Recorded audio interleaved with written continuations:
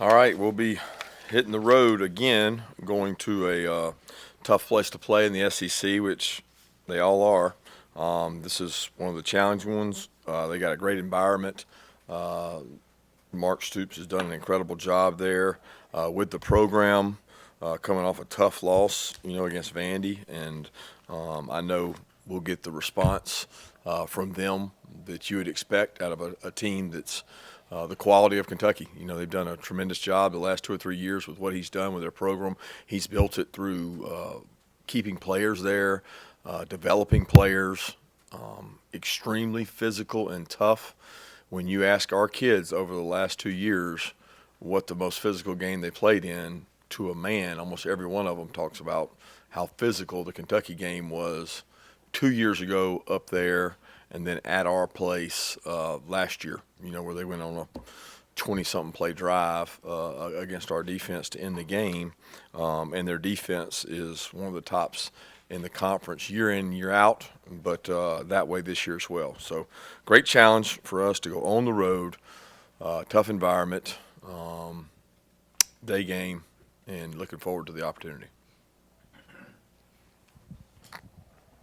Coach, yeah, I know you're big on logistics and stuff, and you mentioned it Saturday night. I just wonder how it practically played itself out with you guys getting back so late, having to get ready for Kentucky on Saturday night and Sunday. How did that end up working out and looking for you guys? I think we got back around 1:30, back into Athens, and then yesterday was business as usual, preparing for Kentucky. Kirby, Chris Rodriguez is coming off of one of his best games of the season. Just what makes him such an effective running back and the challenge he presents? His willingness and love for contact. He seeks and cherishes contact, and it's that time of year where you watch defenses across the country and people turn down contact. They turn down hits, and we make a point to try to show it to our guys that as the year goes, tackling gets worse and worse and worse. Are we going to be bit by that contagious bug of a lack of a willingness to thud and tackle people, especially a guy that loves it? I mean, he seeks it. He wants to hit you. And one of the most physical runners I've seen, and it just seems like Kentucky always has that guy. Snell, Benny was that way. They're just it almost feeds to their personality. And you watch it and you're like, well, how did he get through that tackle? And you don't really know because he just keeps going when people hit him. And great challenge to be physical with this guy and match his love for contact. Kirby, weekly request for update on A.D. Mitchell, and also specifically on, just to be clear, did he aggravate the high ankle sprain when he came back against Auburn, and that's why he's been out since then? I can't say that for certain. The MRI and the X-rays don't show that anything was done then. He felt like he might have tweaked it some, and that slowed his progress some. But it's a pain in the butt injury, and like I talked about repeatedly, we didn't have an option to go do the tightrope and do the surgery that Tillman got, Tua got, Arian got. That wasn't an option, so it's been frustrating for him. He wants to get back. He works really hard at it. He was better last week than he's been every week previous. He actually got to do individual drills last week and did some things, but he's still not, or at least last week. I don't know where he is this week because I haven't seen him yet. But he was not where he could come out of breaks and do the things required to play receiver, and that's tough. So. He stayed here. He got extra rehab here. Felt like he got a little better rehab here, not having to be on it, all weekend and during the game. And so we're again hopeful to get him back this week, but it'll be day by day. Kirby, y'all have won the East 5 out of 6 years. Just from your perspective, what does it take to sustain that kind of success through multiple recruiting classes, multiple different teams, that kind of thing? Well, it takes consistency in performance. It takes a commitment to excellence from your entire administration. It takes physicality in this league. It takes a really mature team to manage every game like it has a history and life of its own. And that's what it takes. But it's not the be-all and end-all to just win the East. There's a lot of things left out there for this team to do. Coach Karras mentioned coverage recognition is what he felt was has been one of the bigger improvements he's seen from the wide receiver core as the season moves along. Kind of what's been your view of that this year? As far as what's the improvement, or coverage recognition. He mentioned that as being one he felt as one of the being able to recognize quickly what the other defense is trying to do. yeah, some routes that affects the route, some routes it doesn't. It depends on what kind of passing game we're calling. So yeah, that's really just an experience quality.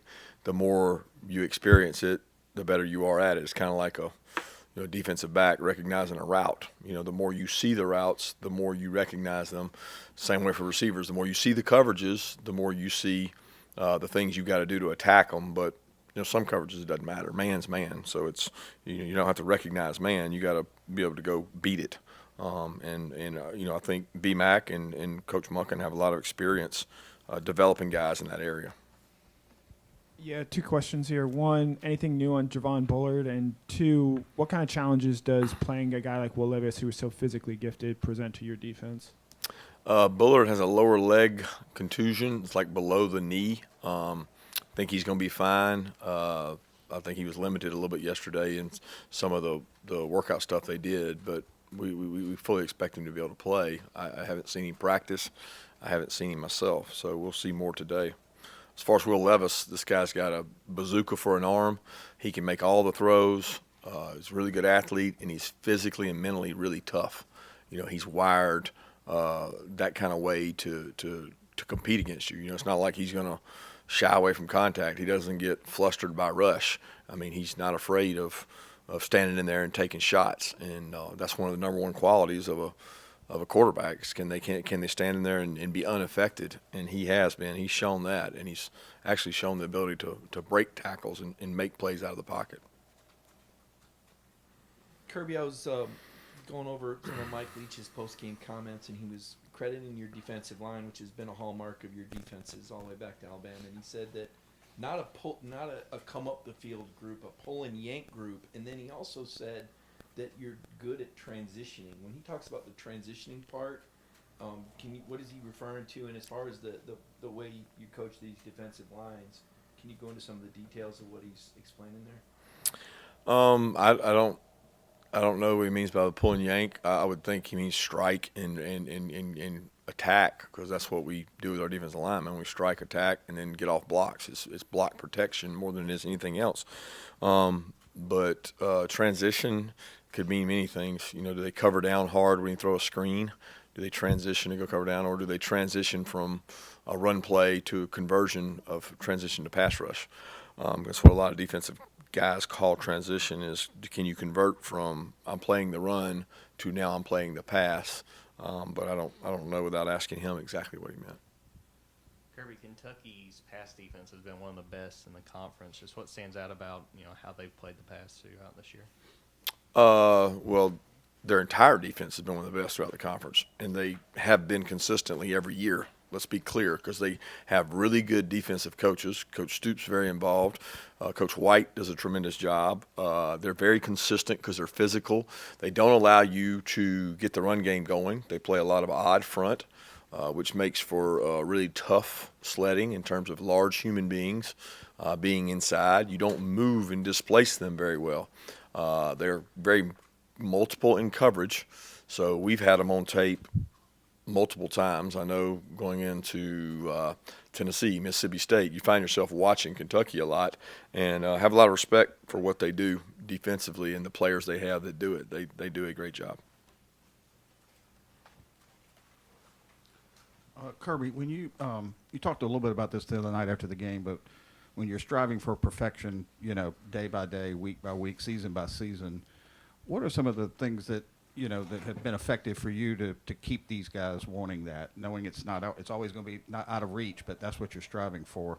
And is there anything about this group in particular, coming off a national championship, that seems to have maintained that hunger? And you, like I said, you spoke to that a little bit the other night, how tough that is to people don't realize to, keep it going day by day. Yeah, it's the pitfall of every profession or everything people do in society is being able to repeat habits. And can you do that? Can you do what you do better than the people in your profession on a daily basis and not get bored with monotony. It's hard to sustain anything in life, in your career, whatever it is. And if you want to be the best sports writer, you want to be the best broadcaster, you want to be the best, you got to do it better than the other people in your profession. And you got to do that by recreating yourself, by consistently outworking someone. And sometimes people get comfortable. And when you get comfortable, you're not always at your best. And we're trying our best to be at our best. That's our job. And the challenge is, how do you do that better than the team you're up against?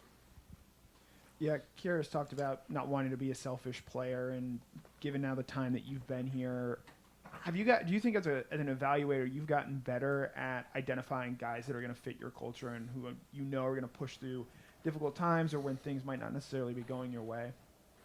No, I don't know that we're better at identifying them. I think we certainly delve into that conversation more than we used to, but I don't know that we're better at it. I mean, I don't, there's no written script or perfect DNA quality that you say.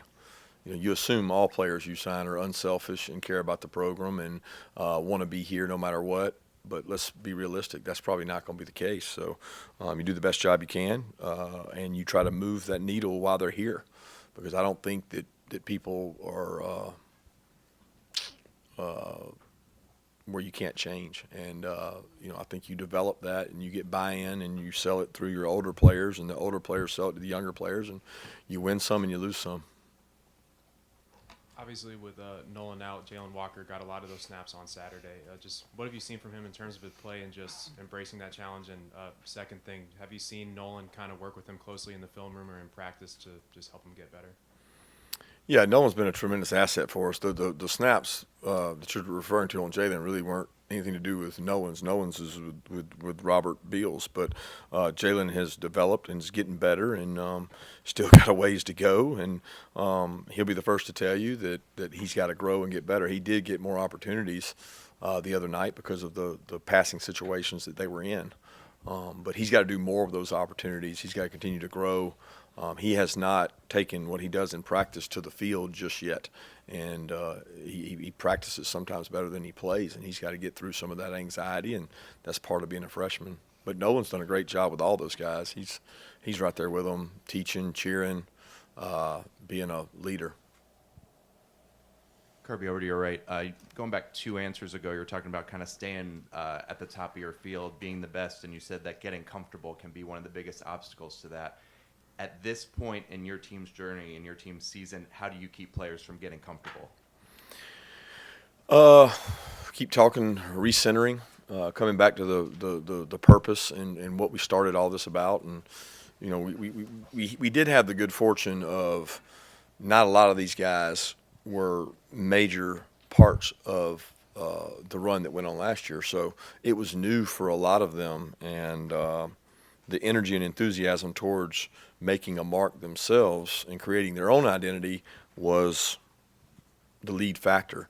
And sustaining that is now we're getting in the fourth quarter. We're at the 15, 20-yard line, like trying to go finish off the regular season, and that's got to be sustained. So far, they've had a good attitude, and they've approached each week independent of the previous.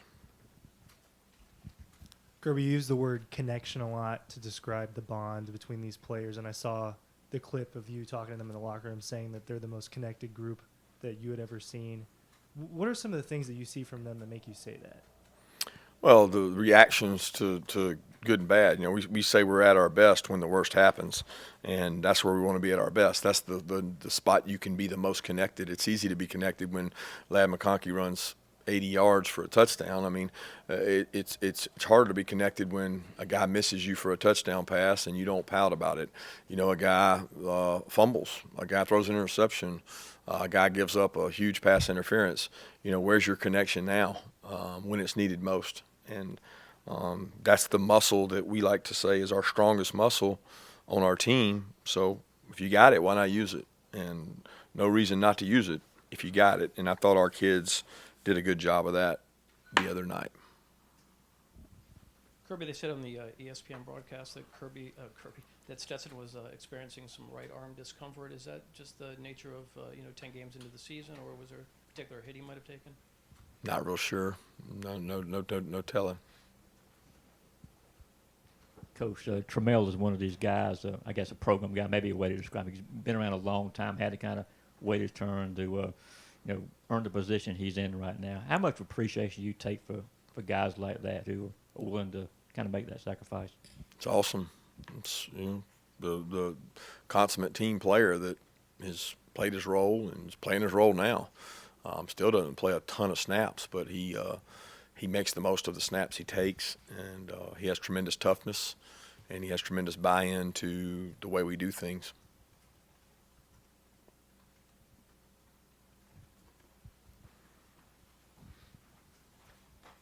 Going back to Tramel Walthour, can you tell us about his recruitment at Georgia? I remember he went to Hutchinson. Were you guys on him beforehand and told him go there, then come here? Did you talk to him after Hutchinson? How did his recruitment work out? I thought he was a really good athlete from down there, and we'd seen him when we recruited Richard, and he needed some development, needed to go play some to be able to come in here and help us, and he was willing to do that, and he came in more ready to play than a kid from high school after being there, and he's done a good job since being here. Time for two more questions. Anybody? All right.